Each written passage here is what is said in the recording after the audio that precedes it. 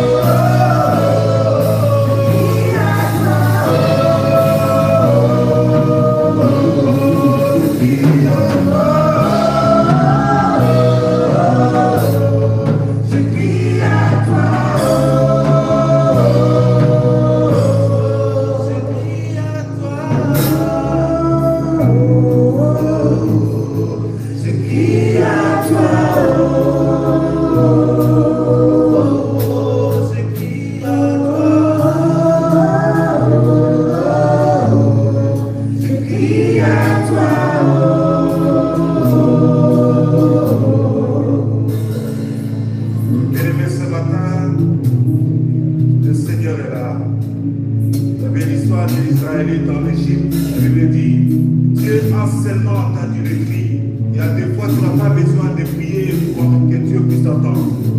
Il y a des fois, Dieu, il est le Dieu qui connaît nos cœurs. Il nous sonde, même de loin.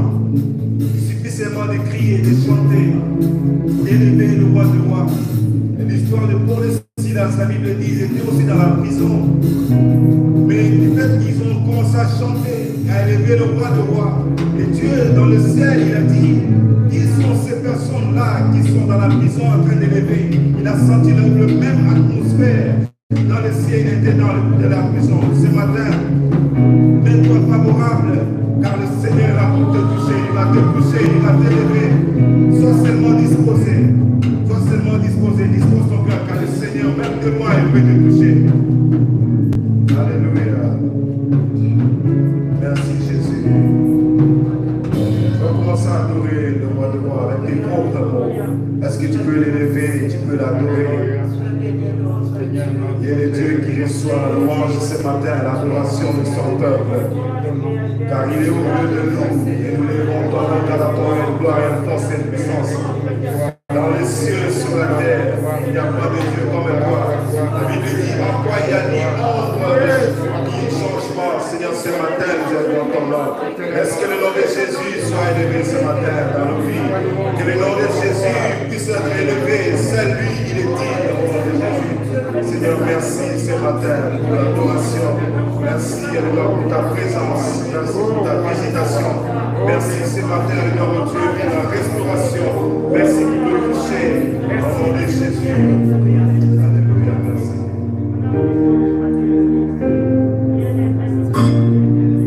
Alléluia. Oh, reçois de moi le parfum qui t'est dû, la beauté de ton nom en mon âme perdue. Je veux n'être qu'à toi. Jésus, je t'aime.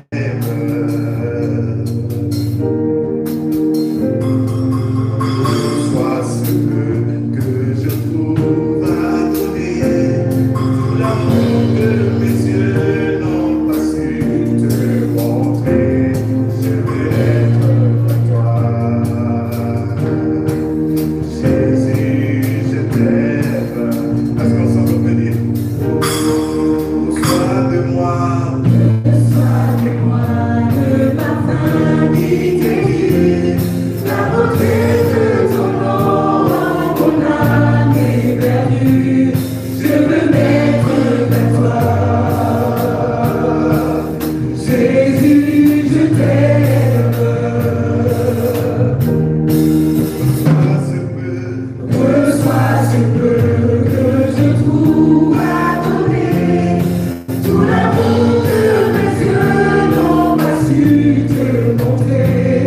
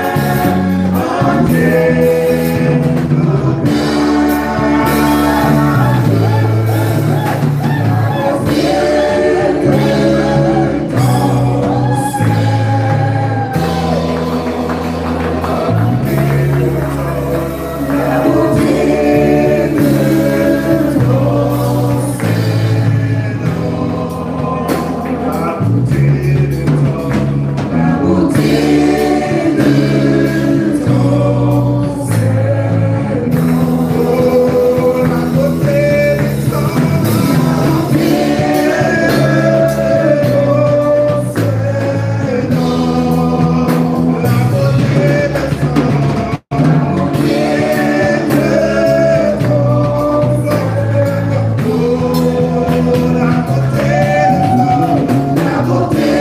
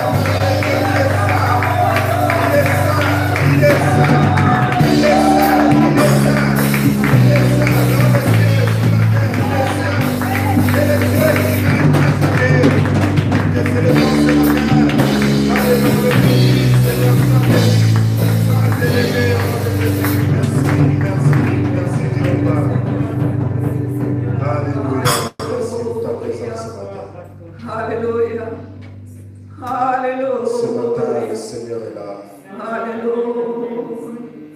Le Seigneur est en train de visiter quelqu'un ce matin. Tu es digne d'être adoré, Ce Seigneur. matin, nous t'élevons.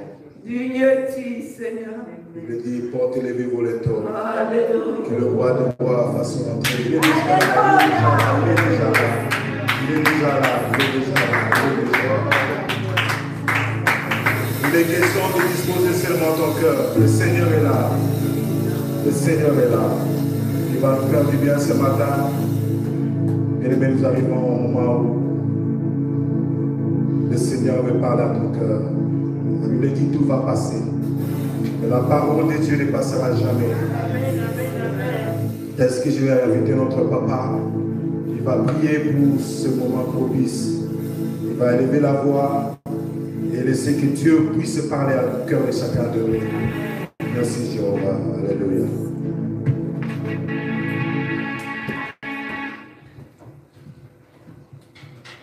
Seigneur notre Père et notre Dieu,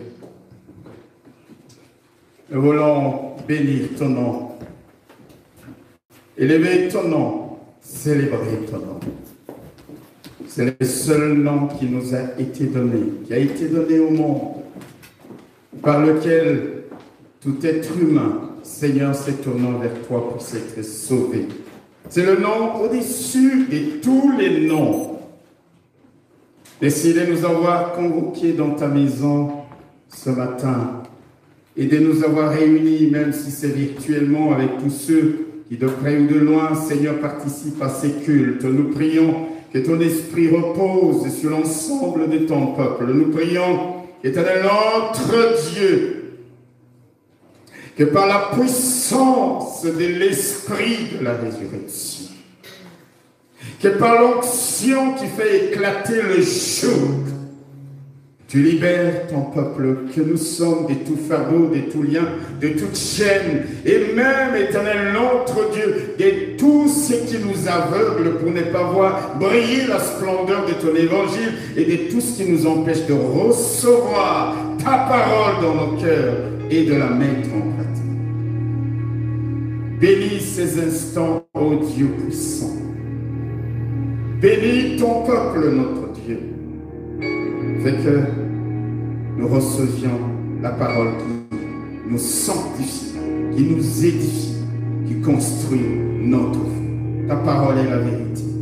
Nous nous recommandons à toi de sanctifier. Nous te prions également pour l'orateur de ce matin.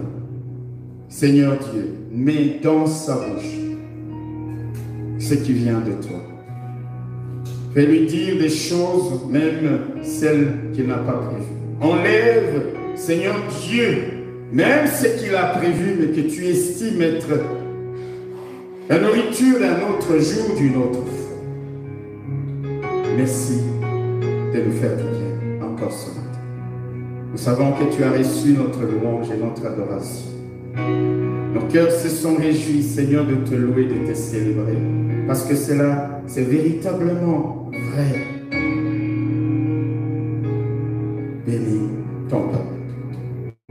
Au nom de Jésus, nous prions et nous disons Amen. Nous allons accueillir notre bien-aimé le frère Louis, qui va nous apporter la parole de Dieu ce matin. Je voudrais que nous puissions le saluer pendant qu'il peut s'avancer. Je ne sais pas s'il y a un micro, voilà, lui a été préparé. Et Dieu te bénisse.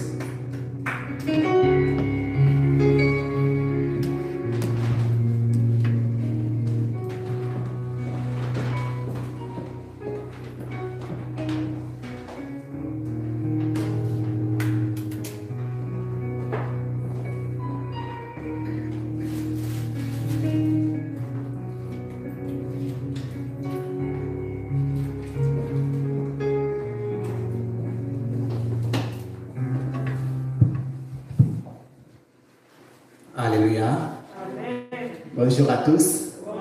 Voilà, soyez les bienvenus vous qui êtes là. Nous vous saluons et nous voulons également saluer ceux qui nous suivent par les réseaux sociaux, dans vos maisons, partout où vous nous suivez. Que Dieu vous bénisse. Que Dieu vous fasse du bien. Que Dieu vous restaure. que Dieu vous touche. Amen. Voilà, soyez bénis et que notre Dieu soit glorifié. Ce matin, je voulais commencer à bénir Dieu qui a permis encore que je puisse me tenir devant vous pour parler de la part de Dieu et en même temps remercier l'homme de Dieu, le berger de cette église, le pasteur, qui nous a encore permis que nous puissions passer en ces lieux devant vous partout où vous nous suivez pour que nous puissions partager la parole de Dieu. Amen. Voilà un grand merci à l'homme de Dieu. Et ce matin, sans plus tarder, je vous invite à ouvrir vos Bibles et nous allons lire un texte, une histoire que nous connaissons bien dans l'évangile selon Luc au chapitre 8. Luc chapitre 8, les versets 22 jusqu'au verset 25. Il est dit ceci: un jour, Jésus monta dans une barque avec ses disciples. Il leur dit: passons de l'autre côté du lac. Et il partit. Pendant qu'il naviguait, Jésus s'endormit. Un tourbillon fondit sur le lac. La barque se remplissait d'eau et ils étaient en péril. Ils s'approchèrent et les réveillèrent en disant: Maître, maître, nous périssons. S'étant réveillés, il menaça les vents et les flots qui s'apaisèrent et les calmes rêvant. Oui, il leur dit: où est votre foi? Saisis de frayeur et d'étonnement, ils se disent les uns aux autres: quel est donc celui-ci qui commande même au vent et à l'eau et à qui ils obéissent? Amen. Il termine avec cette question des disciples: quel est donc celui-ci qui commande même au vent et à l'eau et à qui ils obéissent? Quel est donc celui-ci? Le thème du message, je l'ai tiré du verset 25 où il est dit: où est votre foi? Où est votre foi? C'est ça le thème de notre message, de notre exhortation. Où est votre foi? En lisant cette question ou en faisant des analyses, nous allons voir que cette question où est votre foi n'a pas une réponse directe. N'a pas une réponse pour on peut dire non, ma foi c'est comme ça. Pourquoi? Parce que ce n'est pas une question que la bouche doit répondre, mais c'est une question que le cœur doit répondre. C'est une question que le cœur doit répondre. Où est votre foi? Cette question nous pousse également très loin, nous pousse à réfléchir. À réfléchir sur quoi? À réfléchir sur notre croyance. À réfléchir sur notre confiance en Dieu. À réfléchir, à faire l'examen sur nous-mêmes, si nous croyons réellement en Dieu. C'est pourquoi l'apôtre Paul, en parlant aux Romains, en parlant aux Corinthiens, dans 2 Corinthiens, au chapitre 13, le verset 5, il dit: examinez-vous vous-même. Examinez-vous vous-même pour voir si vous êtes dans la foi. Examinez-vous vous-même. Pourquoi vous-même? Parce que si les autres vous examinent, les autres peuvent se tromper. Les autres peuvent donner une diagnostic qui n'est pas correcte, qui n'est pas exacte. Les autres peuvent se tromper. Les autres se disent non, cet homme est spirituel. Mais au fond de vous, vous avez déjà perdu ce qui en fait la force. À quoi est basée votre foi? Non simplement, cette question nous pousse à réfléchir, mais cette question nous montre également la foi. Nous oriente, nous conduit nous conduit vers une personne. Nous conduit vers la personne que nous devons avoir la foi. Cette question nous conduit vers une personne, nous conduit vers Jésus-Christ. Cette question nous conduit vers une seule personne, vers Jésus. Et en lisant toute cette histoire, nous allons voir que toute cette histoire se tourne autour de cette personne. La seule personne digne de confiance, le Seigneur Jésus-Christ. Parce que c'est lui qui est la voie du salut. C'est lui qui est la voie des miracles. C'est lui qui est la voie de toute intervention dans ta vie. C'est Jésus seul. Et non simplement, il est la voie, mais il est le seul voie. Et non simplement, il est le seul voie, il est la bonne voie. Alors nous devons faire confiance en lui. Alors nous devons nous attacher à lui. Alors nous devons compter sur lui et sur lui seul. D'ailleurs, les disciples, en se posant la question, quel est donc celui-ci, ils avaient déjà tout répondu. Parce que c'est lui qui est l'auteur de notre salut. Bien-aimé, peu importe ce que tu veux vivre, Jésus est la solution qu'il te faut. Et c'est sur lui que nous devons baser notre foi. Et c'est sur lui seul que nous devons compter.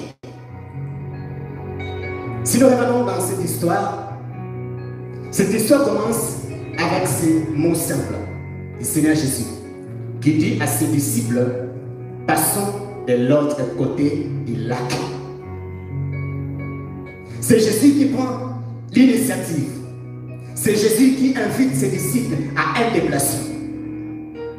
C'est Jésus qui décide de passer de l'autre côté du lac. Et la Bible dit, les disciples ont obéi et ils sont partis. Et nous allons voir que les disciples sont sur le chemin de l'obéissance. Ils sont sur la voie que le Seigneur leur avait indiquée. Mais qu'est-ce qui se passe? Il y a la tempête sur leur chemin. Il y a un tourbillon qui se fonde sur le lac. Et la Bible dit, ils étaient en train de mourir parce que les barques étaient en train de remplir d'eau. Ils étaient en train de mourir. Mais nous sommes sur la voie que le Maître nous a indiquée. Nous sommes sur le chemin de l'obéissance. Pourquoi ces tempêtes? Pourquoi ces problèmes? Pourquoi ces difficultés? Et pourtant c'est le Maître lui-même qui nous a mis sur le chemin. Bien-aimé, tu peux être sur le chemin de l'obéissance. Tu peux être sur le chemin que Dieu t'a montré. Mais retrouver les tempêtes sur ta vie. Ça ne veut pas dire que puisque tu obéis à Dieu, que tu n'auras pas de problèmes, que tu n'auras pas de difficultés. Et toutes les langages de la Bible, toutes les langages du monde nous montrent que les tempêtes, les tourbillons sont des problèmes, sont des difficultés qui peuvent s'abattre sur nos vies. Sont des problèmes, des difficultés qui peuvent abattre sur nos vies avec un seul objectif de nous engloutir. Avec seul objectif de nous engloutir pour que nous puissions nier Dieu. Pour que nous puissions nier l'existence de Dieu. Que si Dieu existait, si ce Dieu existait, pourquoi ces problèmes vous arrivent? Que si ce Dieu pouvait exister, si ce Dieu existait, pourquoi il n'a pas fait que vous ne tombez pas dans ces problèmes, vous ne tombez pas dans ces difficultés? Bien-aimé, les tempêtes pour les disciples étaient réelles. Les tempêtes étaient réelles. Les problèmes étaient là. Les problèmes étaient là. Et la Bible dit, les disciples ont commencé à paniquer. Et ça, c'est la première chose qu'il ne faut pas faire. Lorsque vous avez des problèmes, lorsque vous avez des difficultés, lorsqu'il y a des tempêtes qui s'abattent sur votre vie, la première chose à ne pas faire, c'est de tomber dans les paniques. C'est de paniquer.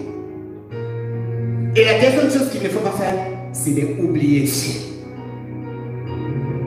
C'est d'oublier Dieu, oublier sa puissance, oublier sa bonté, oublier son amour. C'est oublier Dieu. Les disciples se rendent compte que la tempête fait rage. Et non simplement la tempête fait rage, mais la personne sur qui ils pouvaient compter, cette personne dort. Cette personne n'est pas un actif. Il dort. Et il panique. Et il vient les réveiller en sursaut. En lui disant, Maître, ne t'inquiète pas de ce que nous périssons. Nous sommes inquiets. Parce que nous sommes en train de mourir.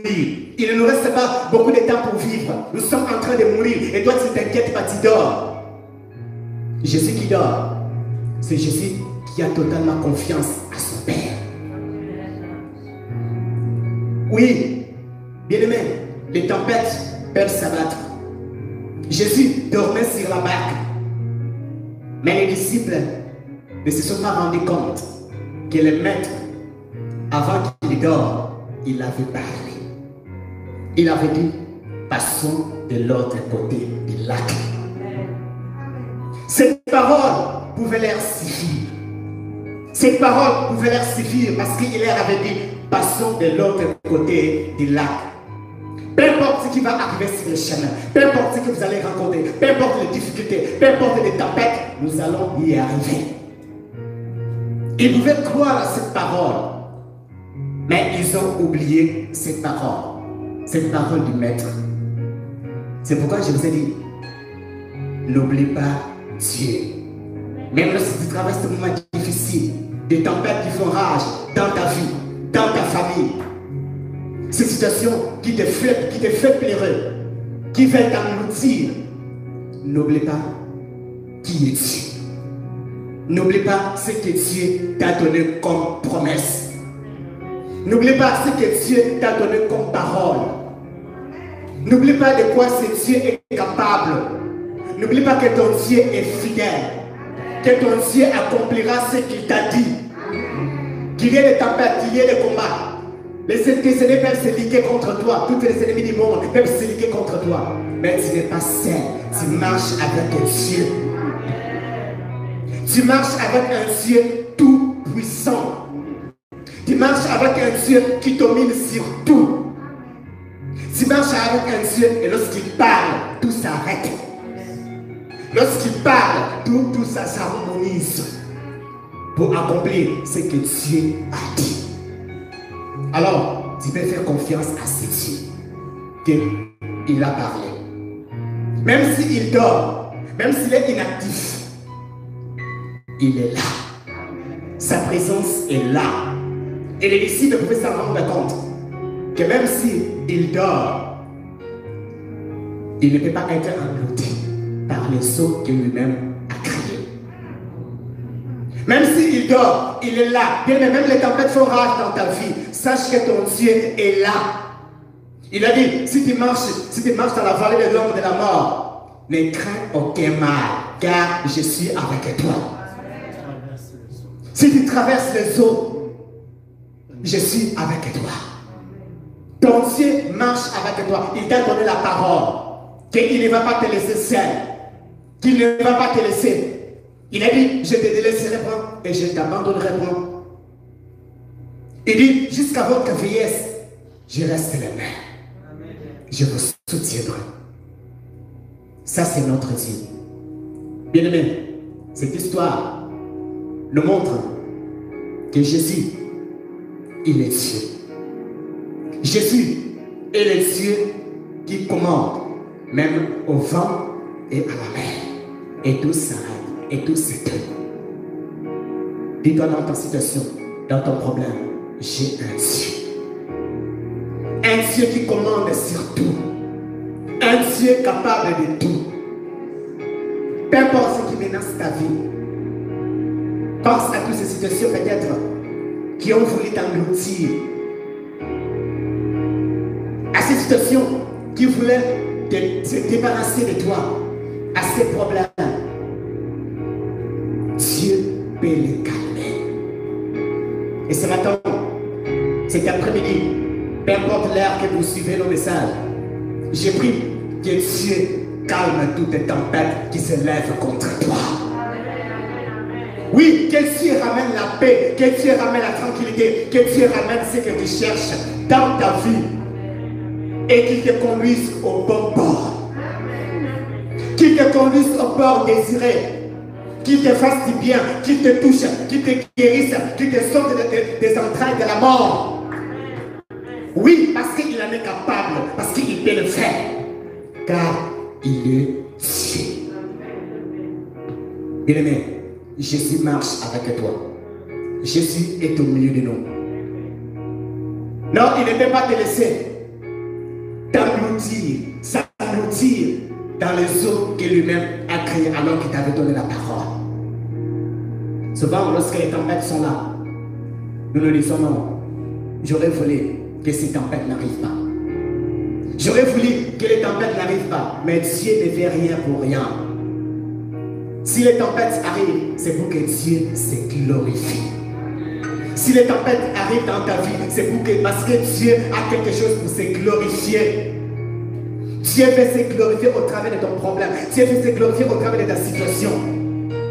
Dieu veut se glorifier au travers de ton problème, au travers de tes combats, pour démontrer son autorité, pour démontrer son pouvoir illimité. Les disciples paniquaient. Ils étaient dans les paniques. Nous allons mourir. Mais Dieu n'a pas dit qu'il devait mourir. Il avait dit, passons de l'autre côté du lac. Bien-aimé, Dieu t'a donné la parole. Alors, tiens-toi à cette parole. Oui, ils étaient sur le chemin de l'obéissance. Jésus les aimait, mais ils ont connu des tempêtes. Ça ne veut pas dire que puisque Jésus t'aime, qu'il ne va pas connaître les problèmes. Lazare, la Bible dit, Jésus aimait Lazare. Et pourtant, Lazare est tombé malade. Et non seulement il est tombé malade, mais il est mort. Pourquoi? Parce que Jésus avait arrêté de venir. La fille de Jairus est morte. Pourquoi? Parce que Jésus a pris du temps à discuter avec la foule. Lorsque Jairus est venu voir le Seigneur, il lui a dit, ma fille est à l'extrémité. Ma fille est en train de mourir. Viens et impose lui les mains afin qu'il vive. Et elle lui dit, Jésus s'est mis en chemin. Il a commencé à partir chez Jairus. Et là, qu'est-ce qui se passe? Il y a une copie dans sa marche. Quelqu'un vient l'arrêter. Parce que dans la foule, il y avait une femme qui avait la perte de sang. Et cette femme vient par derrière. Il touche le bord de Jésus. Il touche le bord de son vêtement. Et Jésus commence à dire, à demander à la foule, qui m'a touché? Vous voyez, il prend maintenant son temps à demander à la foule qui m'a touché. Et puis c'est le débat avec les disciples. Après, c'est la femme qui se retrouve. Et elle commence à expliquer son problème. Et Jésus prend encore son temps à parler avec cette femme. Et pendant ce temps, Jairus est en train d'attendre. Et qu'est-ce qui se passe pendant que Jésus parle avec la femme? L'inattendu chez Jairus arrive. Sa fille est morte. Et une délégation arrive et trouve Jairus avec le Seigneur Jésus, toujours là avec la foule en train de parler à la femme. Et la délégation dit à Jairus, ta fille est morte. Pourquoi importer davantage le maître? Vous voyez dans ces paroles que non, c'est trop tard. Il n'y a plus rien à faire. Va enterrer ta fille. Vous voyez comment Jairus pouvait se fâcher contre la femme, contre le Seigneur. Il pouvait se dire non. Pour la femme, son problème n'était pas urgent. Son problème n'était pas prioritaire. Parce qu'elle ne mourrait pas. Mais la fille, elle était en train de mourir. Ça, c'est la manière de penser des hommes. Parce que nous pensons qu'il y a des problèmes prioritaires, il y a des problèmes qui ne sont pas prioritaires. Mais pas pour Dieu. Pour Dieu, tout est prioritaire. Bien-aimé, dis-toi que ton problème est prioritaire. Lorsque tu t'approches de Dieu, dis-toi que mon problème est prioritaire. C'est urgent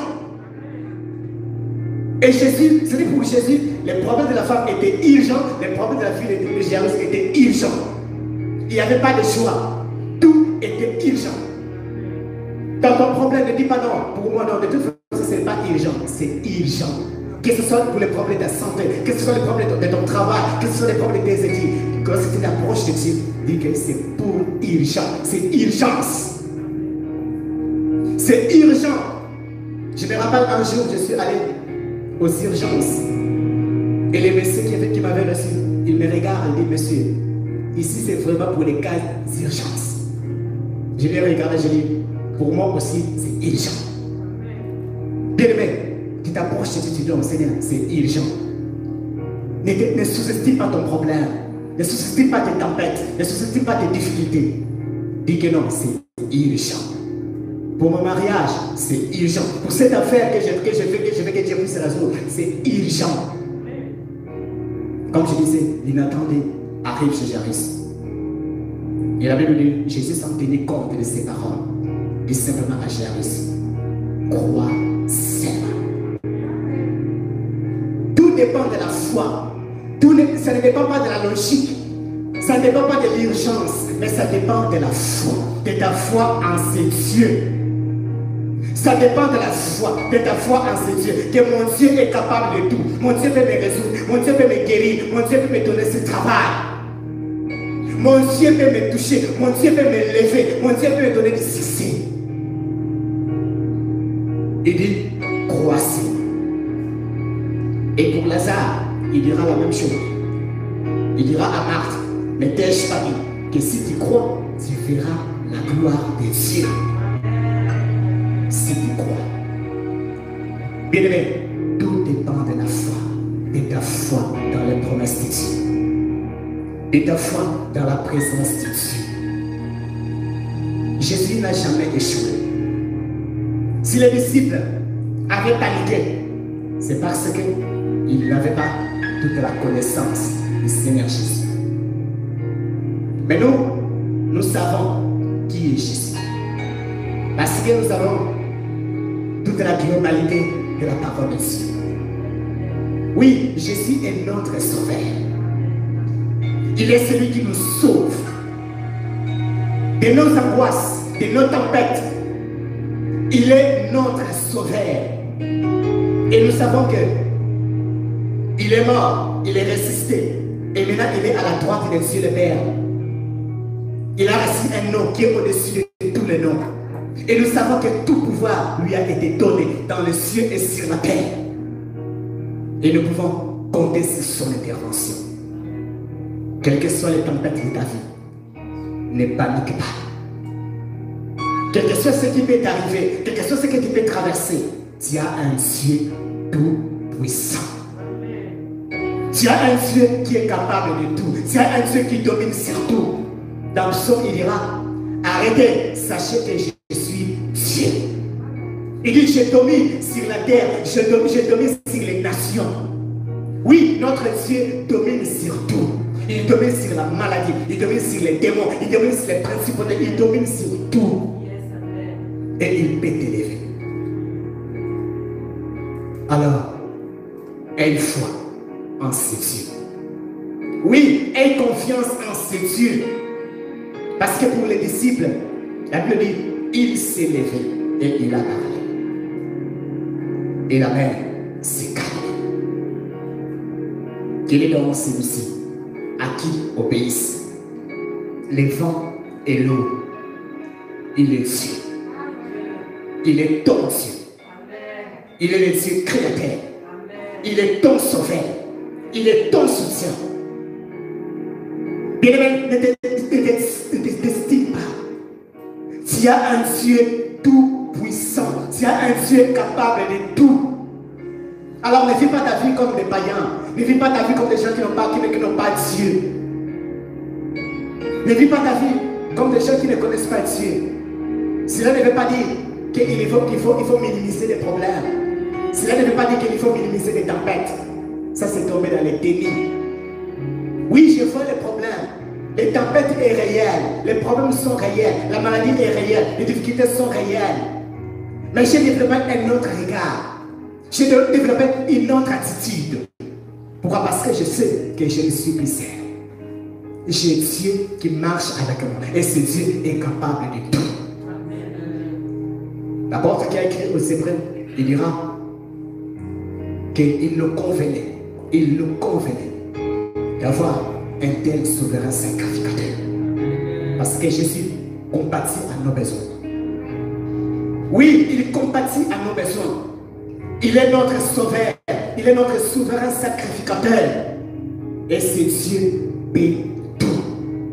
Et ce Dieu peut te faire sortir de n'importe quelle situation. Et ce Dieu peut arrêter n'importe quelle tempête qui fait rage dans ta vie. Regarde ce qu'il dit. Lorsque nous lisons la même histoire dans les psaumes, au chapitre 107. Les psaumes 107. La même histoire. Il est dit au verset 25. Ceux qui étaient descendus sur la mer dans des navires et qui travaillaient sur les grands seaux, elle le dit, ceux-là virent les œuvres de l'Éternel et s'émerveillent au milieu de l'abîme. Il dit, et il fit souffler la tempête qui souleva les flots de la mer. Il montait vers les cieux, il descendait dans l'abîme. La Bible dit, leur âme était perdue en face du danger. Saisi des vertiges, ils chancelaient comme un homme ivre, et toute leur habileté était anéancie. Et dans leur détresse, ils crièrent à l'Éternel, et il les délivra de leurs angoisses. Il arrêta la tempête, ramena les calmes, et les ondes se turent, et se réjouirent de ce qu'elles s'étaient apaisées. Et l'Éternel les conduisit au port désiré. Elle dit, Dieu arrêta la tempête. Alors pour nous, qu'est-ce qu'il faut faire? C'est justement prier. Faire comme ces gens. Prier, crier à ces dieux, invoquer ces dieux. Prier à ces dieux. Vous voyez, ces gens ont fait une action. Ils ont prié, ils ont crié à Dieu, et Dieu en a fait plaisir.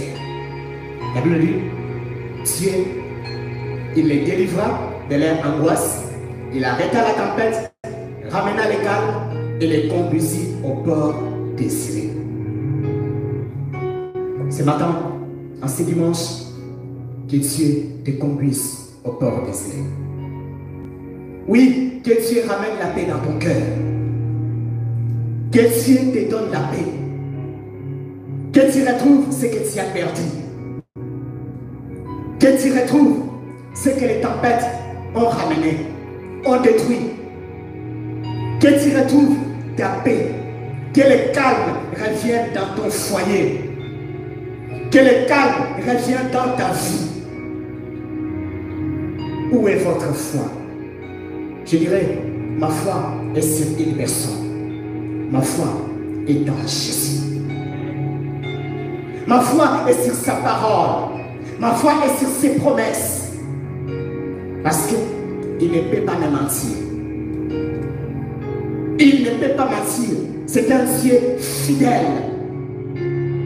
C'est un Dieu capable de tout. Il me dit de te réjouir d'avoir un Dieu pareil. Tu peux te réjouir d'avoir ce Dieu qui peut tout, qui peut calmer les tempêtes, peu importe ces tempêtes, il peut l'arrêter, il peut calmer ton cœur.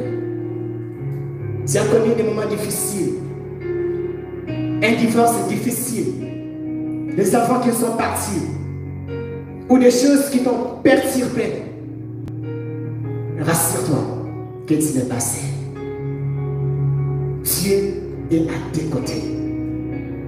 Même actuellement, tu ne le vois pas à l'œuvre. Ne t'arrête pas de croire.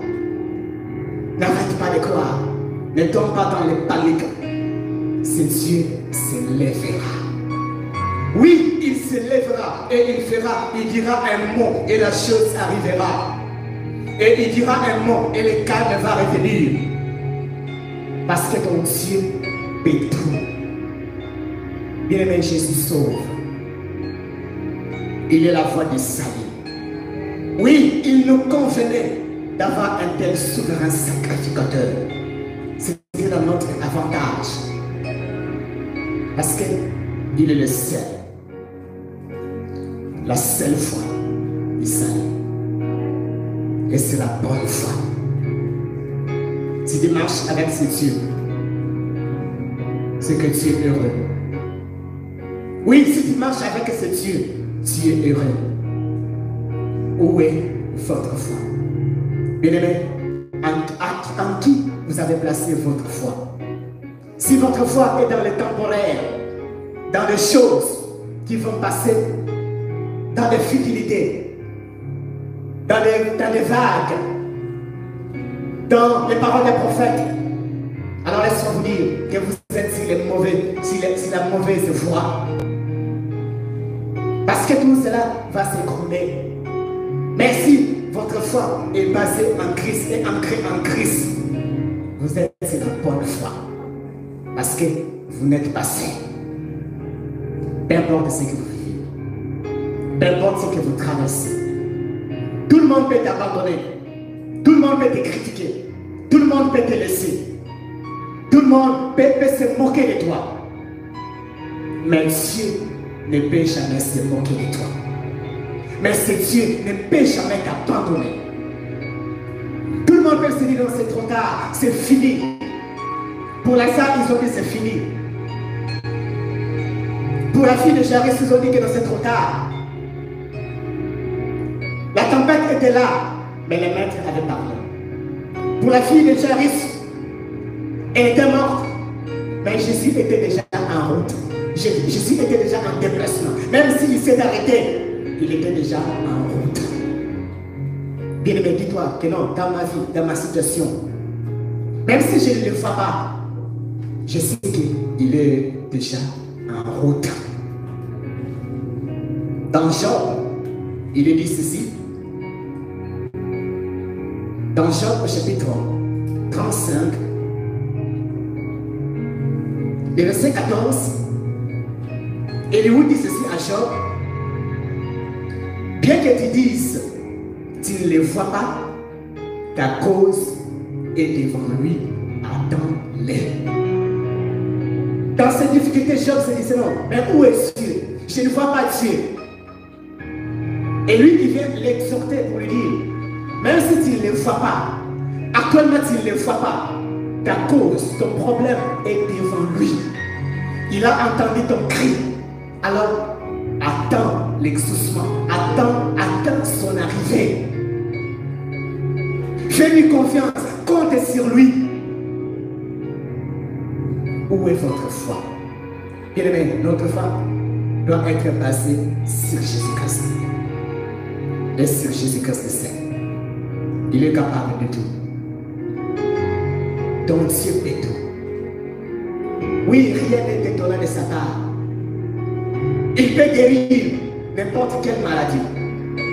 Il peut résoudre n'importe quel problème. Il peut toucher. Ça me peut aller là où la main de l'homme ne peut pas arriver. Parce qu'il est Dieu. Oui, il est capable de restaurer. Et celui-là est mon Dieu. Et celui-là est mon sauveur. Et c'est sur lui que je compte. Cet après-midi, as-tu des tempêtes?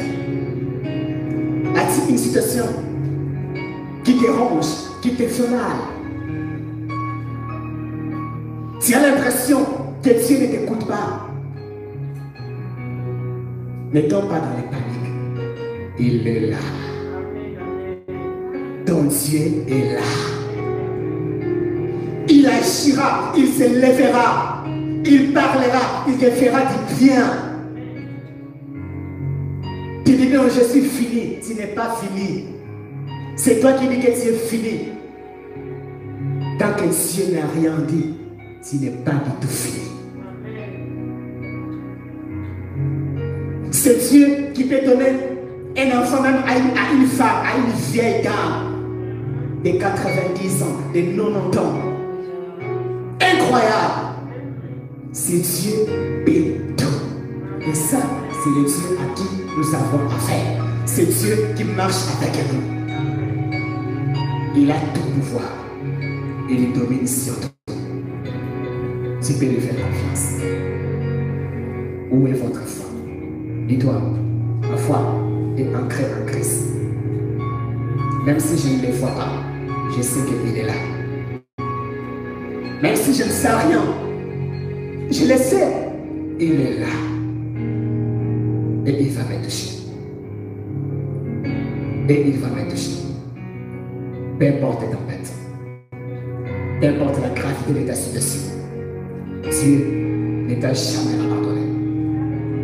Toi, tu peux abandonner Dieu, mais Dieu ne t'a jamais abandonné. Dieu ne t'a jamais délaissé. Dieu ne t'a jamais trompé. Tu peux revenir sur la bonne foi. Tu peux revenir sur Jésus-Christ et fonder ta foi sur lui. Dire non, je crois dans tes promesses. Tu m'as donné une parole et je crois à cette parole. La même chose qu'il a dit aux disciples, passons de notre corps et ils sont arrivés. C'est la même chose que tu arriveras au bon port. Ma foi est ancrée en Christ sur sa parole parce qu'il est le roc. Jésus est la seule solution qu'il nous faut. Jésus est la seule personne qu'il nous faut. Oui, la seule personne qu'il nous faut. Alors, mets ta foi en action. Alors, mets ta vie de prière en action. Bouscule ta foi. Que non, je crois dans ses promesses. Que je crois que ce Dieu ne peut pas m'abandonner. Que je crois que Dieu peut me guérir. Je crois que Dieu peut me restaurer. Je crois que Dieu peut me toucher. Je crois que Dieu peut me lever. Je crois que Dieu peut me faire du bien. Et tu crois dans ses promesses. Jamais il te laissera sombrer. Bien-aimé, dans tes tempêtes, tu n'es pas seul. Et tu n'as jamais été seul. Parce que Jésus est dans ta barque. Peu importe ce que tu vis, tu as un Dieu. Jésus dira, ayez foi en Dieu. Bien-aimé, ayez foi en Dieu. La foi défie la logique. La foi défie ce que les hommes ne comprennent pas. Les hommes voient les problèmes, ils paniquent. Mais les croyants voient les problèmes, il est serein. Pas parce qu'il ne voit pas de problème, pas parce qu'il ne voit pas les difficultés, mais parce qu'il voit un Dieu qui peut résoudre ses problèmes. Un Dieu qui est le Tout-Puissant, un Dieu qui est capable de donner la solution à ses problèmes. C'est ça la foi. Nous marchons avec la même personne, avec les mêmes difficultés, mais l'autre est serein, l'autre est tremble. L'histoire de la Bible nous montre que tous ces gens de la Bible, que la plupart de ces gens, d'autres ont sombré, mais d'autres ont délivré. Bien-aimé, tiens bon. Tiens bon, ton Dieu se lèvera. Tiens bon, ton Dieu agira. Donc tiens bon, ton Dieu va te restaurer. Mets ta foi en action. Dis non, j'ai un Dieu vivant. Lorsque tu marches avec fierté. Dis non, j'ai un Dieu vivant. Il dit, les justes ne craignent pas les malheurs. Ça ne veut pas dire que les justes ne voient pas les malheurs. Ils voient, mais ne les craint pas. Pourquoi? Parce qu'il a confiance en son Dieu. Il s'appuie sur quelqu'un. D'autres s'appuient sur leur char. Mais nous invoquons notre Dieu. D'autres n'ont personne à qui ils peuvent s'appuyer. Mais nous avons un Dieu à qui nous devons nous appuyer. Et ce Dieu est vivant. Et ce Dieu est puissant. Et ce Dieu est capable de tout. Nous pouvons compter sur lui. Bien-aimé, comptez sur son intervention. intervention. Compte sur lui dans tes moments difficiles. Dis-toi que non, j'ai un Dieu. Je compte sur lui. Ne compte pas sur ta sagesse. Ne compte pas sur tes biens. Ne compte pas sur ton compte en banque. Mais compte sur Dieu. Ne compte pas sur ce que tu as, sur tes biens. Mais compte sur Dieu. Appuie-toi sur lui. Parce qu'il est le Dieu qui domine sur tout. Ce que toi tu ne peux pas calmer, lui peut le faire. Ce que toi tu ne peux pas faire, lui peut le faire. Ce que là où ta main ne peut pas arriver, sa main peut agir. Ce que toi tu ne peux pas toucher, lui peut le toucher. Voilà notre Dieu. Lorsque moi je suis limité, lui il n'est pas limité. Et les disciples ne comprenaient pas que celui qui marche avec eux, c'est un Dieu illimité. Son pouvoir est illimité. Sa domination est illimitée. Et c'est ce qu'ils vont vivre. Parce qu'ils vont se dire, mais quel est donc celui-ci à qui obéissent le vent et la mer? Et ce sont des choses qu'ils n'ont jamais vues. Oui, que Dieu te fasse vivre des choses que tu n'as jamais vues. Des choses qui te donnent, des choses qui te donnent. Oui, que Dieu te fasse vivre des choses que tu n'as jamais vues, que tu n'as jamais pensé. Parce qu'il en est capable. Oui, il en est capable. Bien-aimé, qu'est-ce qui te fait trembler? Oui, nous vivons des moments difficiles. Nous vivons des temps difficiles. Mais nous avons un Dieu tout puissant. Un Dieu qui dit un mot, la chose arrive. Un Dieu qui appelle à l'existence ce qui n'existe pas. Jésus est Dieu. Jésus est la voix d'Israël. Jésus est la bonne foi. Jésus est la seule foi. Il est l'unique foi. Alors, compte sur lui, puisque les gars ne comptent sur le matin. Que Dieu vous bénisse.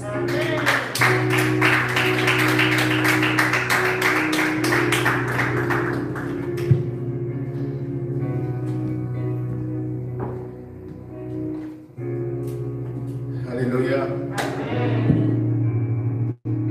Quel merveilleux message.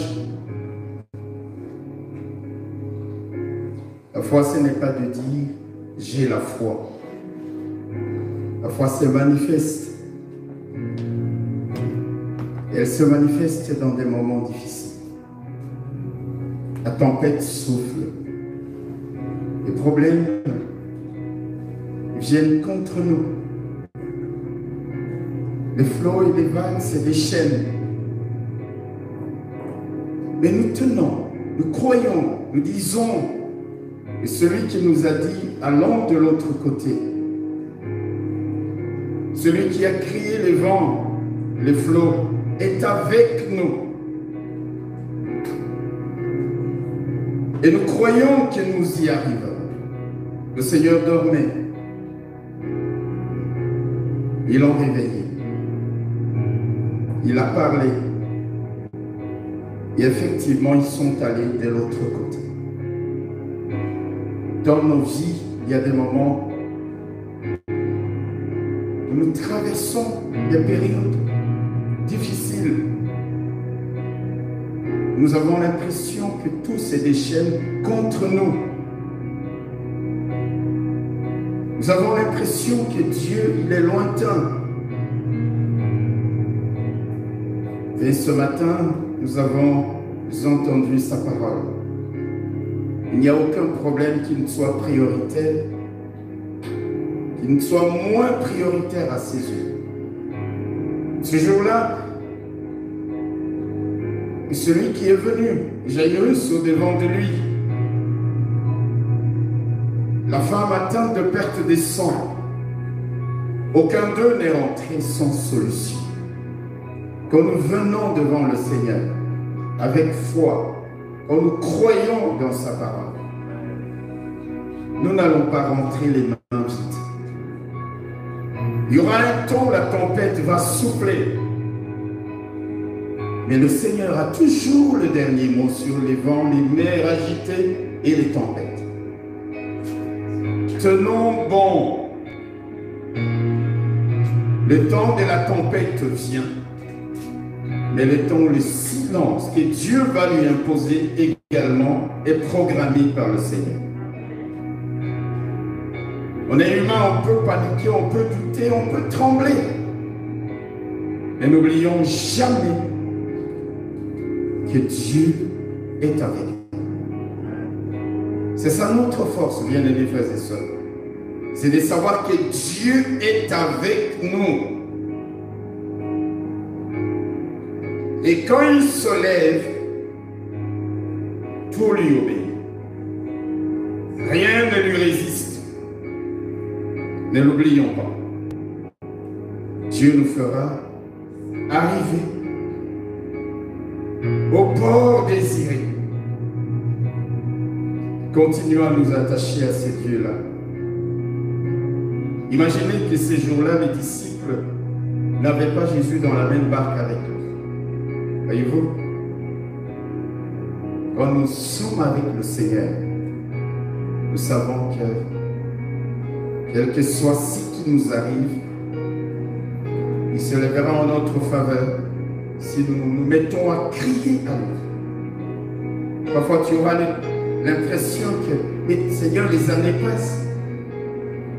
Seigneur, le temps passe. Où est ton intervention? Il s'élèvera toujours au moment opportun. Vous savez comment le Seigneur a dit à ses disciples, allant de l'autre côté? Il savait déjà, parce qu'il sait tout, ce qu'ils allaient traverser. Eux ne le savaient pas. Nous ne pouvons pas savoir les tempêtes qui vont se déchaîner contre nous. Et il y a une chose que nous devons savoir. Une chose dont nous sommes certains. C'est que s'il a dit que nous irons au port désiré, nous y arriverons. Vous vous rappelez de l'histoire de Paul lorsqu'il a embarqué pour aller à Rome, pour aller comparaître devant César. Il y a eu cette violente tempête, Eurachylon. Les avait même fait chavirer vers l'île de Malte. Se sont détournés du chemin. Mais en fin de compte, Paul est arrivé à Rome pour apporter l'évangile aux nations. Dieu conduit nos pas, frères et sœurs. Dieu est avec nous, même quand nous ne le sentons pas, même quand nous ne le voyons pas. Il est là avec nous. Ayons confiance en lui. C'est cette foi, cette confiance qui est pour nous comme la monnaie avec laquelle nous achetons toutes choses. Dieu dit, venez acheter, et acheter gratuitement, dit-il. Comment peut-on acheter gratuitement? Nous, c'est gratuit parce que la monnaie, c'est la foi. Quand nous avons la foi, nous allons plaire à Dieu. Et quand nous plaisons à Dieu, Dieu va agir, Dieu va intervenir en notre faveur. Ne marchons pas comme des païens qui n'ont pas Dieu. Nous avons Dieu. Il est avec nous tous les jours. Tous les jours. Tous les jours. Tous les jours. Ne t'ai-je pas dit, si tu crois, tu verras la gloire de Dieu. Là, nous sommes face à la mort et à la maladie.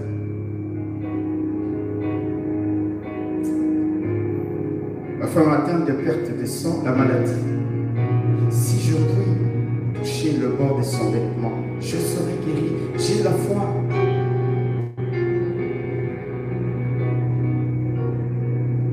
Cultivons, entretenons, consolidons notre foi au travers de la parole de Dieu. Il agira. Même au travers des tempêtes, il les calmera et nous arriverons à bon port. Nous allons nous incliner dans la prière. Là où tu es, la question est, où est votre foi? Quand tout va bien, tu es alléluia, amen. Tu chantes, tu sers le Seigneur. Mais quand tu ne vois pas, quand tu n'as pas encore vu, ou quand les tempêtes sont là, est-ce que tu gardes? L'apôtre Paul a dit, j'ai combattu le bon combat. J'ai gardé la foi. Je l'ai gardée quand tout allait bien, quand tout allait de travers. Je l'ai gardée de jour, de nuit. Je l'ai gardée dans le péril. Je l'ai gardée face aux dangers de toutes sortes. J'ai gardé la foi. Et la Bible dit, mon juste vivra par la foi. S'il se retire, mon âme ne prendra pas plaisir en lui. La question est, où est votre foi? Mon frère, ma soeur, où est votre foi? Alors qu'en ce moment même, en t'examinant, tu peux dire, j'ai perdu mon zèle, mon enthousiasme, j'ai perdu ma joie même d'être dans la maison de Dieu. Parce que, où est ce Dieu-là? Il y a des tempêtes, où est-il? Je ne vois pas, c'est que j'attends de lui. Non, garde la foi. Il se lèvera. Il se lèvera. Lève-toi dans la prière et continue à crier à lui. Il se lèvera. Il se lèvera. Non, non, non, non. L'Esprit de Dieu parlait à ton cœur cet après-midi.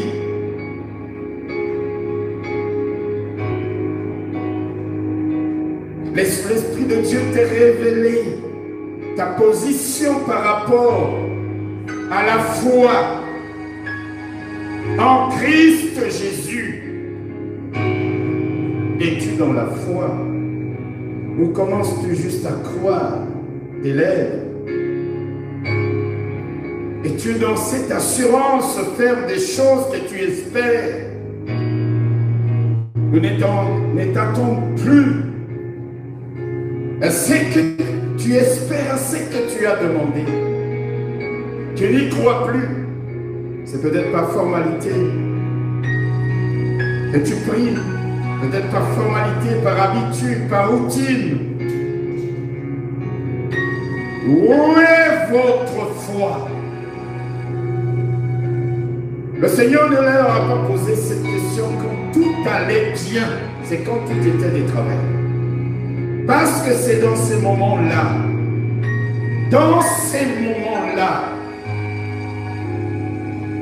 que nous donnons la preuve que nous croyons en ces dieux-là. Parce que nous nous accrochons soit à sa parole, soit à sa promesse, soit à ce qu'il nous a révélé.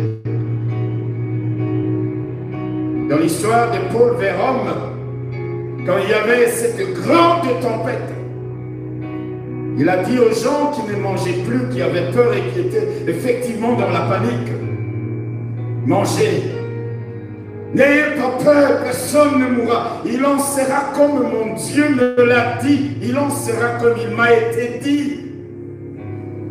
Il s'accrochait à la parole qu'il avait reçue de son Dieu.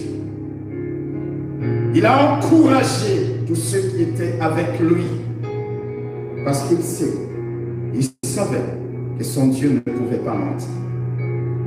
Certes, il n'avait pas prévu d'arriver sur l'île de Malte, mais c'était le plan de Dieu pour que cette région soit également évangélisée. J'étais un peu comme Jésus qui fait un détour par la femme atteinte des pertes de sang avant d'arriver chez Jairus. Malte a été comme un ricochet. L'évangile est prêché sur cette île et Paul embarquera finalement sur un autre bateau pour arriver à Rome. Bien-aimés frères et sœurs, il y aura des tempêtes dans nos vies. Il y aura des tempêtes. Mais où sera notre foi? Est-ce que la foi en Dieu, c'est seulement quand nous sommes bénis, quand tout va bien, Alors nous disons, oui, nous avons la foi. C'est trop facile. Et ce serait même, je dirais, hypocrite. La Bible dit, la victoire qui triomphe du monde, c'est notre foi. Ça veut dire, ce qui nous donne la capacité de surmonter toutes choses, toutes les formes de tempêtes qui surviennent dans nos vies, c'est la foi. C'est la foi. C'est la foi. C'est la foi. Bien que tu ne le sentes pas, ton Dieu est là. Il est au contrôle de ta vie. Regardez, frères et sœurs, combien d'hommes et de femmes ont été emportés par cette pandémie. Crois-tu que Dieu t'a gardé la vie pour ne pas considérer que ton problème est prioritaire? Crois-tu que Dieu t'a gardé en vie jusqu'à ce jour pour ne pas te permettre de retrouver la paix, de retrouver le rire, le sourire, la joie dans les jours, dans les heures, dans les mois qui viennent? Espère en l'Éternel. Dis-lui, tant que je vivrai, il y a de l'espérance, il y a de l'espoir. L'Éternel, mon Dieu, agira. Où est ta foi? Où est ta foi? Tu t'es refroidi. Où est ta foi? Tu t'es éloigné de Dieu. Où est ta foi? Tu ne crois plus, tu ne t'attends plus. Tu as l'impression que c'est fini. Comment peut-on se limiter le Dieu qui ramène à la vie même les morts, dont il est dit, mais mon Dieu, ils sont déjà, parce que ça fait plusieurs jours. Comment ne pas croire dans les dieux qui peut ramener à la vie même les ossements les plus desséchés, éparpillés dans une vallée? Comment ne pas croire dans les dieux qui n'a pas besoin d'artifices, de laboratoires, d'industrie, pour créer toutes choses?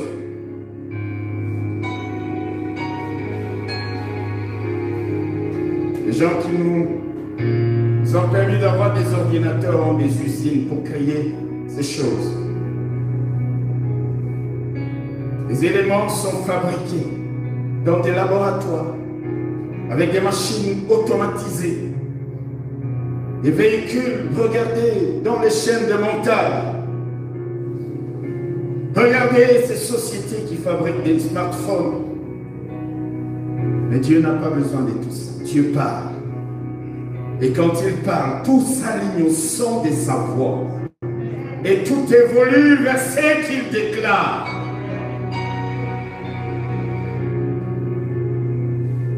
Où est ta foi?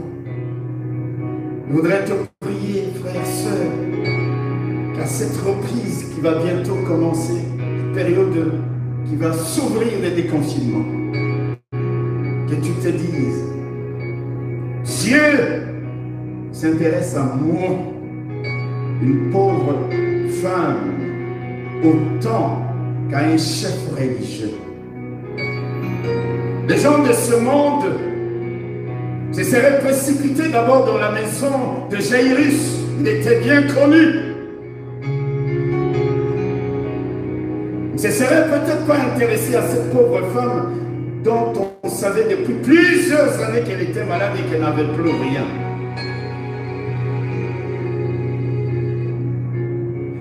Tu as autant de valeur aux yeux de Dieu que les grands de ce monde. Tu as autant de valeur aux yeux de Dieu que les chefs religieux. Tu as autant de valeur aux yeux de Dieu que les grands hommes de Dieu. Ton problème, le Seigneur ne dira pas, attends, il faut d'abord que j'aille chez le bishop avant de venir vers toi. C'est merveilleux, c'est merveilleux. Il s'est arrêté pour cette femme. Et c'est seulement après qu'il est allé dans la maison de Jairus. Il n'y a pas de Dieu comme Jésus. J'ai aimé les chants qu'on a chantés tout au début ici. Jésus, Jésus, Jésus. Je voudrais d'ailleurs que l'équipe de louange revienne avec ce petit chant avant que nous ne puissions prier juste Jésus, ce chant d'introduction où l'on a juste proclamé Jésus, Jésus, Jésus, parce que c'est lui qui est la seule voix. C'est lui et lui seul qui est l'auteur de notre salut, qui est la réponse à tous nos problèmes. Il a été la réponse. En ce jour-là, dans cette tempête qui a pris les disciples dans la barque, il était la solution dans cette autre tempête. Celle que Paul et tous ceux qui étaient avec lui ont connue pendant qu'ils étaient sur le chemin des Rome. Il était et il est la solution à ceux qui étaient pris dans la tempête que nous avons lue dans le psaume 107. Quelle est cette tempête dont il ne puisse pas s'occuper? Alors là où tu es, chante avec nous. Proclame le nom de Jésus. Et nous allons prier après. Et pendant que tu chantes ce chant, la question qui doit traverser ton esprit est simple. C'est celle qui nous a été posée ce matin. Où est votre foi? Quand tu chantes, tu dis ma foi, c'est en Jésus. C'est en Jésus. C'est en Jésus. Alléluia.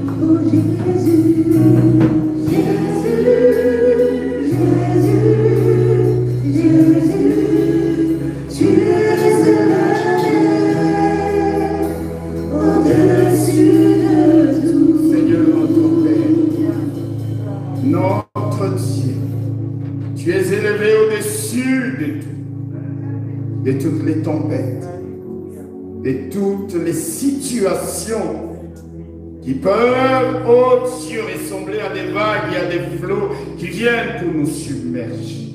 Tu es au-dessus de la mort. Tu es au-dessus des puissances des ténèbres. Tu es au-dessus des feux, des fournaises, des vents violents. Tu es au-dessus parce que c'est toi le créateur de toutes ces choses, Seigneur. Merci, éternel notre Dieu, d'avoir parlé à nos cœurs pour nous appeler à te faire confiance. Nous rappeler, Seigneur notre Dieu, à une foi ferme en toi, même au milieu de la tempête, même quand les choses vont des travers, même quand des coalitions se liguent et s'élèvent contre nous. Nous savons une chose, que tu es là avec nous, Seigneur. Lorsque tu dis, allons de l'autre côté, nous y arriverons, Seigneur. Nous y arriverons parce que aucune situation ne peut contrecarrer tes desseins à notre égard. Aucun vent ne peut arrêter tes programmes. Aucun obstacle ne peut s'opposer à l'exécution de tes plans dans nos vies, Seigneur. Nous prions au Dieu pour que cette parole nous réveille et nous dise, nous donne à nous dire: non, l'Éternel, mon Dieu, mon Rédempteur est vivant. Ô mon âme, ne sois pas abattu au-dedans de moi-même. Espère en l'Éternel. Il te réjouira et il agira en ta faveur. Qu'au travers de cette parole, Seigneur, tu réveilles en chacun de nous l'amour que nous devons avoir pour toi, le zèle, Seigneur, notre Dieu, à te servir, à venir dans ta maison. Ô Éternel, tu sais ce qu'a été le temps que nous avons traversé. Et c'est toi qui nous as conduits jusqu'à ce jour. Des temps troublés, mais tu nous as conduits jusqu'à ce jour.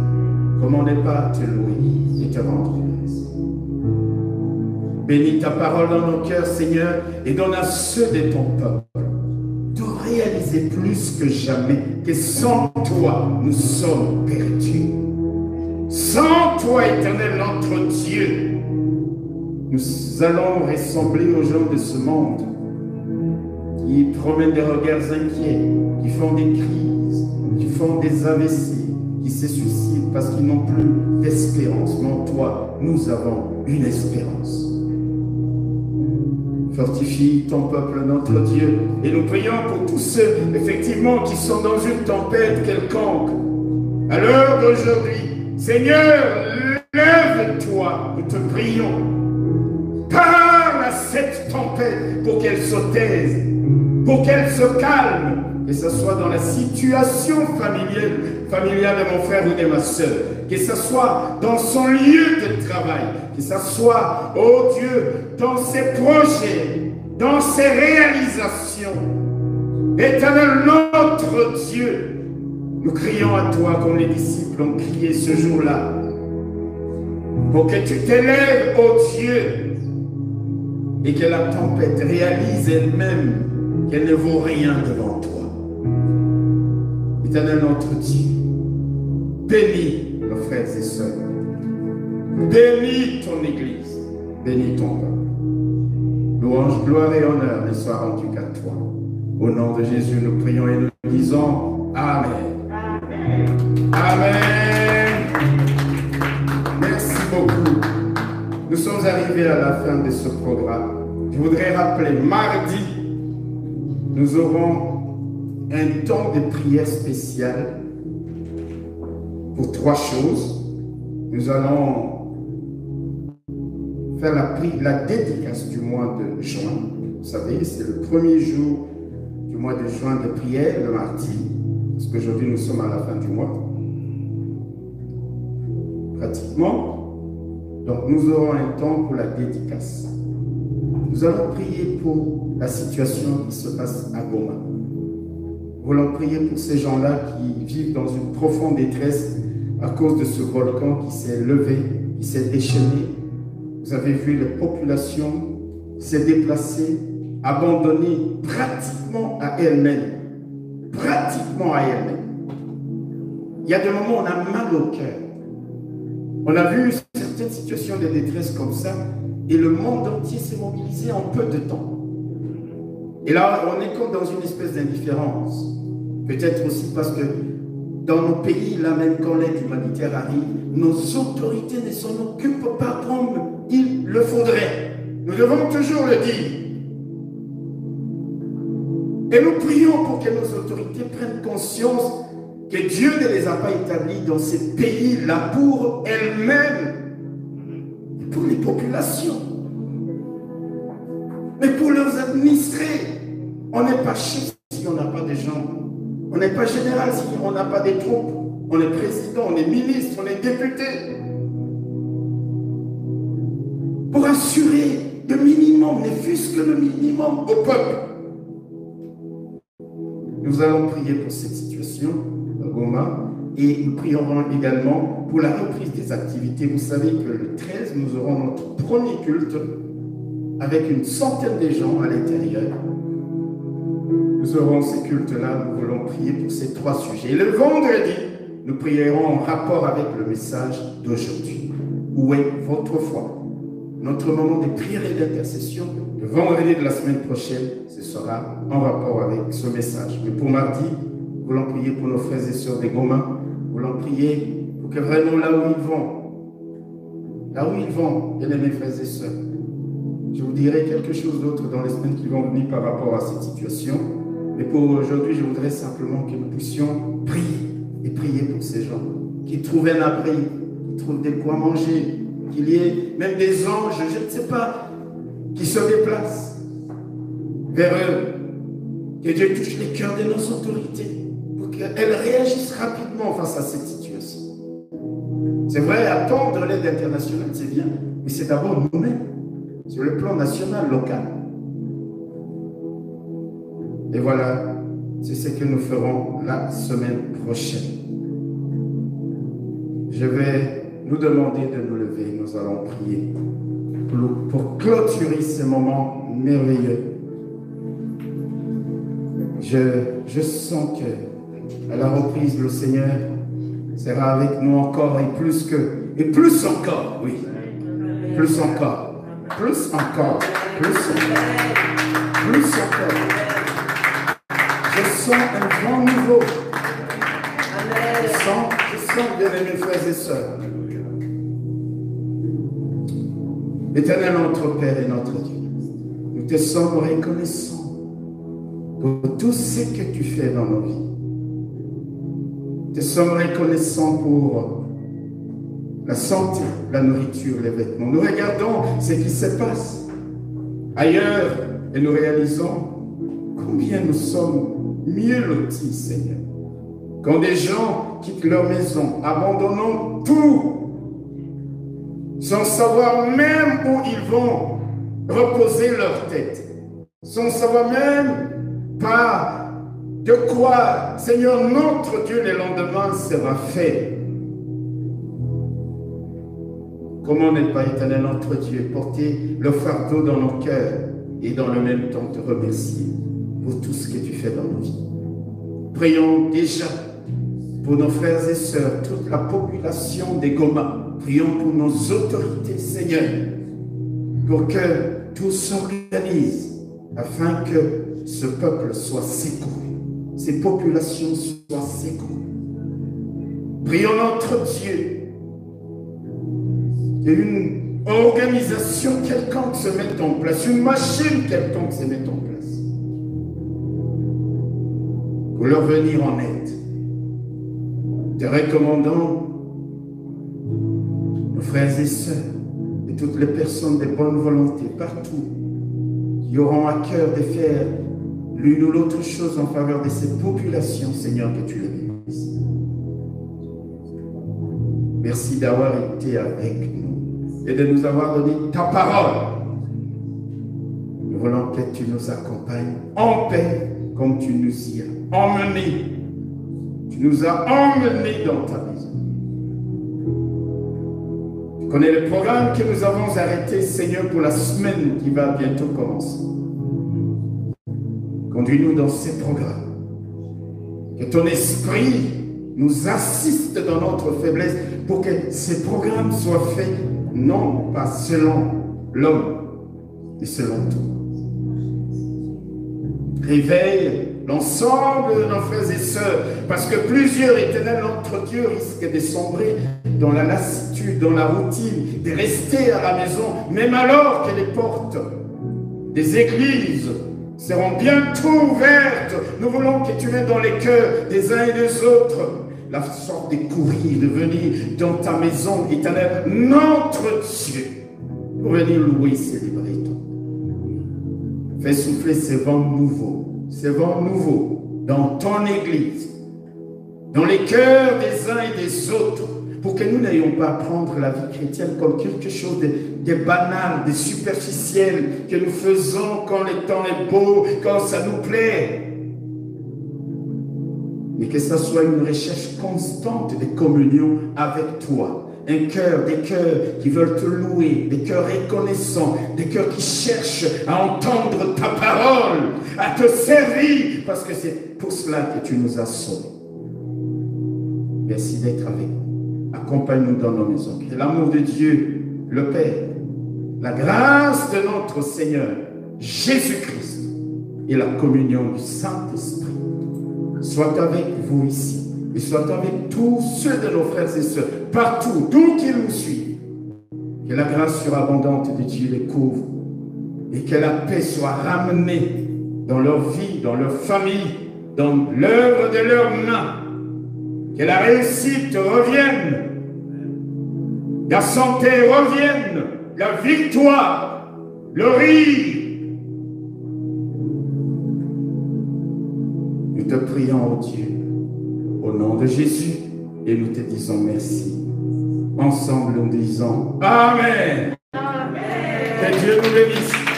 Si tu es venu avec une offrande, nous avons ce panier d'offrande, s'il vous plaît. Vous pouvez mettre votre offrande dans ce panier et que Dieu vous bénisse abondamment.